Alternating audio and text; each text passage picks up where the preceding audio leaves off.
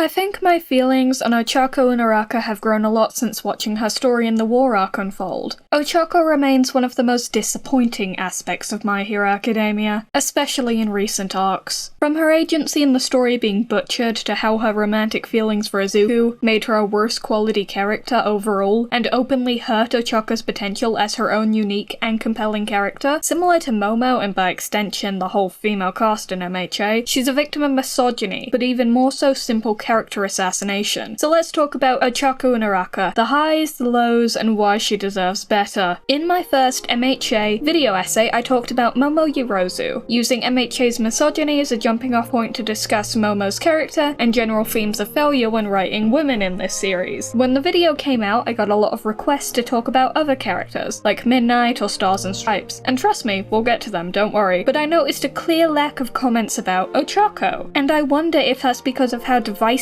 character discourse about her is. I've said before that Ochako was one of the best written characters in My Hero, up until her crush on Deku developed and her already bare-bones characterization was replaced with no characterization. First established as a bubbly character with a unique motivation and relationship with the borderline commercialization of heroics in the world of MHA, she quickly became one of the strongest characters design-wise, having a main role to play in one of the best arcs of the series. Ochako is introduced with a bubbly and sociable personality, quickly becoming Izuku's first friend and actually the one to put a positive and hopeful spin on the derogatory nickname Deku that Bakugo dubbed Izuku as children. The word Deku can be read from two different Japanese words, one meaning useless and one meaning to achieve / to do anything. Ochako changes the meaning of the name from something mocking and cruel to something hopeful and empathetic. She's a fast friend with her lively spirit and ability to take initiative, even if she has a tendency not to think through her actions completely. Something about early My Hero that caught my interest so heavily was the versatility of the characters. Each member of the cast felt individual, each had their own philosophy and outlooks, strengths and ambition, and this is where Uraraka shined. See, Ochako was introduced as the friendly lady friend, a well-documented trope, especially in shonen anime, and so far she'd hit every note. She was the happy and laid-back support character, and we were given no reason to think she would become anything more. These types of characters aren't bad per se, but they are restrictive, and when it's mostly the women that fall into these tropes, that's where it gets even more so. And while Uraraka had shown herself to not only be incredibly powerful by this point, but more importantly a good person, she wasn't particularly interesting. That's until we find out she's in it for the paycheck. During the sports festival arc, a tournament-style competition where the UA students find themselves competing against each other to prove themselves as competent heroes in the making, and show off their improvement and potential to investors and pros. My Hero is a world where heroes are the equivalent of Twitch streamers, where presentation and potential for merchandise is king. Uraraka confesses her reason for pursuing heroics is the desire to guarantee financial success and make a large source of income the moment she graduates. Unlike Todoroki or Momo or even Izuku or Bakugo, Ochako comes from a working class background. Her parents own a construction business with a spotty financial history, to the point where even baby Choco was aware of how bad they were doing and begged them to let her work for them. But instead of accepting child labor, they did the communist thing and told Ochako to follow her dreams. And Ochako's dream is to play capitalism like a fiddle. And this makes things very interesting. Next to Izuku's more traditionally heroic motivations, the self-sacrifice and borderline savior complex, versus the fact that Ochako is here for the simple purpose of turning a profit above all else, had just set her apart from the rest and given Uraraka her own beliefs and goals divorced from the traditional boundaries of the genre.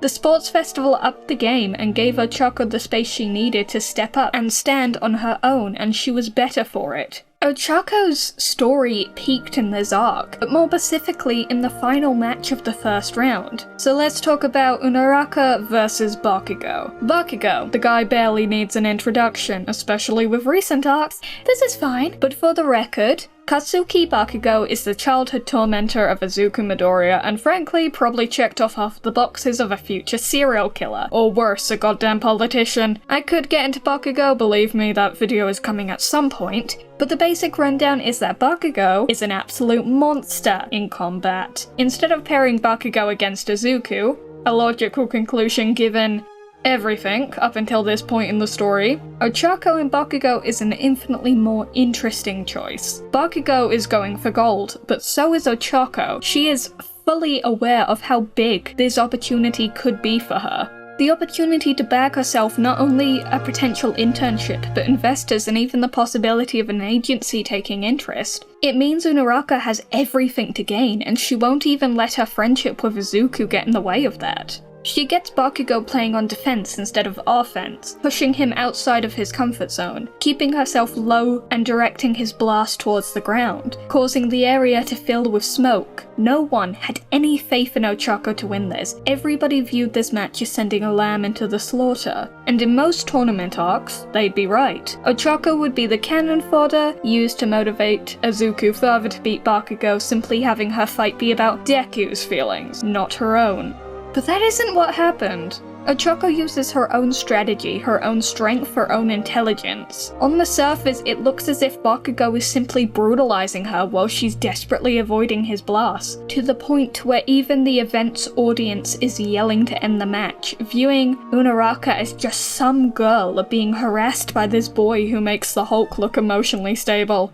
Then, we see Ochako's real plan. Ochako has the quirk Zero Gravity, which gives her the ability to remove the effects of gravity on any solid object once she's placed all 5 fingers on it, effectively making them weightless and fully under her control for the most part. By keeping Bakugo's attacks low, she causes the area to not only fill with smoke, but also debris. By the time the smoke is cleared, it's revealed that Ochako has created the equivalent of a meteor shower right over Bakugo's head. This fight wasn't about Deku or Bakugo, it was about Ochako, her ambitions and determination. We see her give it her all emotionally and physically. She kept going until she physically couldn't. Uraraka didn't win this fight, but she didn't have to. This fight was everything a character like Uraraka needed. Her own space and time to show us that she was her own independent character, with independent strengths, weaknesses, motivations, and desires. This fight was about her motivation to thrive and secure herself the respect she deserves. The point of this arc for her wasn't to win, it was to show us who she really was. After the match, Ochako was taken to Recovery Girl to be healed, and she's spiraling from her failure to beat Bakugo, breaking down because she feels she's let her family down. She calls her father to apologize, tells him she's sorry for her weakness, and how she should have been stronger, how she messed up and how she didn't get to show everybody what she's made of. But her father tells her that losing isn't failure and she has all the time in the world. He tells her that he's so proud of her, and Ochako's resolve to her goal only makes him more sure of her future as a kind and successful hero. I need you to understand just how compelling this arc was for Uraraka and how much it added to both the character and the story in general. Moments like this is the exact reason I fell in love with my hero. This was the high point of Ochako's story and it had only just started. How was it possible to drop the ball immediately after hitting a home run? Hey! Not right now, I'm thinking! About Izuku Midoriya? Why do I bother? Let's cut to the core of the issue, shall we? Uraraka had, by this point, slowly started to become irrelevant outside of her underdeveloped feelings for Deku, and those said feelings violently intruded on Ochako's already limited screen time. Coming right off the heels of refreshing good characterization, that energy for Ochako just seems to slowly fade away, and she gradually had less and less relevancy outside of Deku. Even her own narrative foil and dark mirror barely has anything to do with Ochako's own character and goals. We'll get to her.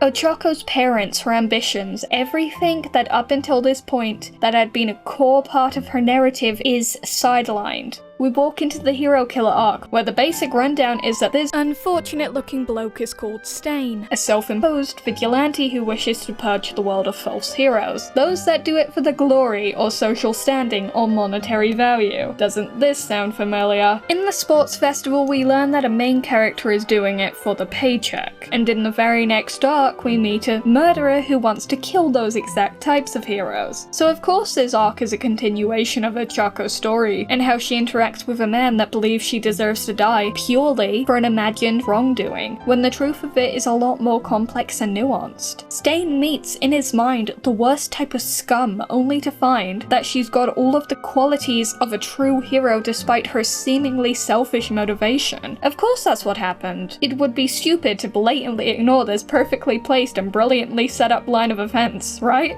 Right, Horikoshi? Yeah, this is why we don't get our hopes up, kids. Instead of having Izuku, Ida, and Ochako face off against Stain, the three characters that have been shown to be very close by this point, and have a golden free thing going on, especially because Ida wants to kill Stain for paralyzing his brother, they replace Ochako with Todoroki. For some reason, they ship Ochako off to her internship with the pro hero Gunhead, where she's completely out of the way of the main story, and so she can blush about having to phone call Izuku and get teased about it by Gunhead. I can't help but feel Ochako was supposed to play a bigger role in this arc, because the setup is so obvious, and given how the relationships between the main three have been growing, it was common logic to include Uraraka in this storyline.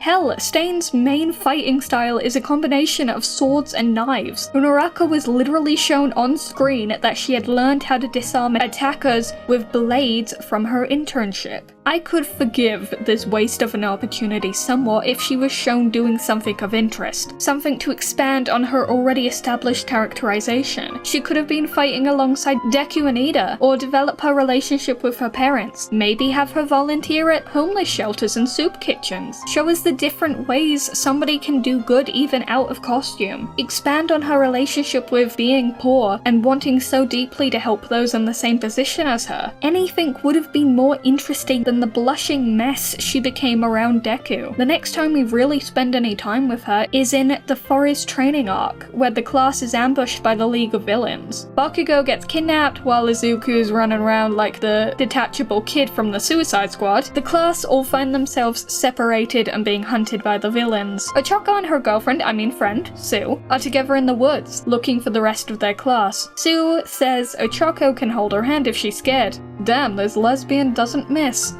Unknown to them, they are being stalked by a serial killer Tumblr stan, who probably edited flower crowns onto Stain's mugshot in between reading yaoi fanfiction. Toga Himiko. Told you we'd get back to her? Toga is one of the main antagonists of the series, one of the highest ranking villains in Japan, and a member of LOV. She's a serial killer shapeshifter who can transform into anybody via drinking their blood. She's a yandere archetype who has an obsession with violence and blood, as in her head, Toga's concept of love and admiration is twisted. She kills and bleeds those she loves dry because she believes true love is wanting to completely become the person you hold affection for. You are what you eat type of deal. Toga falls in love with Izuku at first sight, mostly because he looks like he's about to throw up his kidneys and she finds that hot. Now, this could have been interesting, deconstructing the troublesome decay of Unaraka's character, how Unaraka shouldn't be defined by her feelings in the way Toga is, how inspiration from your crush is nice, but don't lose yourself in it like Toga has. But nothing is done with this. This isn't deconstructing the thing. This is just being the thing. Ochako is defined by her feelings for Deku. Everything that made her interesting and unique was lost as more and more of her screen time was used to write shipping bait. Toga and Unaraka's dynamic works in theory, but the fact they have so little common ground outside of their romantic entanglements makes this hard to sell as an actual two sides of the same coin relationship. I'm not saying there's nothing interesting about their dynamic, but everything that's evolved to exist outside of their romantic interest doesn't hit as well as it should because the support beams are rotten. Ochako can't relate to Toga in the way the story requires because Toga wasn't designed for Ochako's personal struggles. She was designed to deconstruct Ochako's comp het crush. Toga and Ochako's first interaction back in the training camp arc established this. After attacking the two girls, Sue throws Ochako back to go and find help while keeping Toga at bay. Toga overpowers Sue and Unaraka runs in to protect her bay. Her gunhead martial arts training comes in clutch and she flips the bitch.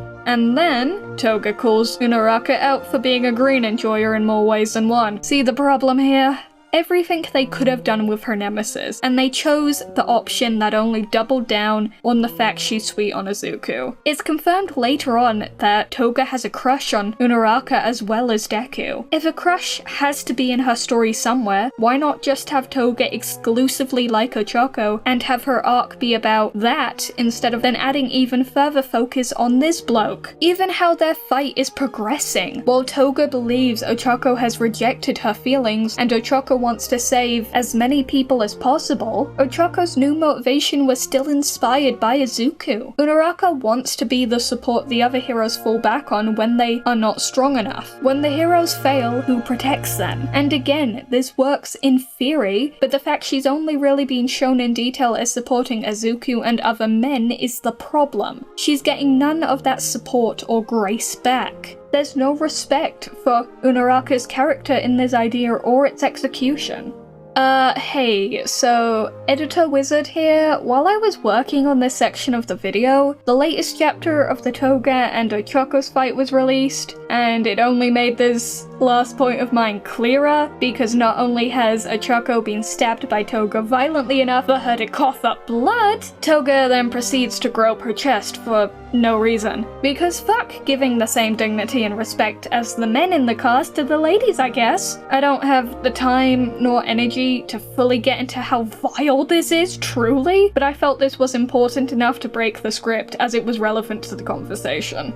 I don't mind Izuku and Uraraka together. You can make this relationship work, but the story has too many characters and too many threads that they don't have the time nor care to properly work into the story. Every attempt to build Izuku and Ochako's relationship falls flat because it's a generic bait and switch. Love interests only work if there's actual chemistry, and while some of these ship bait moments are cute in a vacuum, the fact it came at the sacrifice of Ochako's character and screen time that was already painfully small, it only makes me hate what I'm watching even more. Ochako had such a strong start, and while I still love her, I know we could have had more than this. Everything that made her story so engaging to start with was watered down with more and more of her time being filled with shipping bait and other characters' feelings over her own. Instead of spending time truly developing her friendships, her motivations, her inspirations, and the evolution of her ambitions, it's replaced by a boring narrative that doesn't truly let her grow on her own. There's hints of that potential, there's moments and steps in the right direction, but there's not enough time, care, or space for that to mean anything this late in the game. Regardless of intent, Ochako Uraraka's character was butchered, and she deserves so much fucking better than scraps.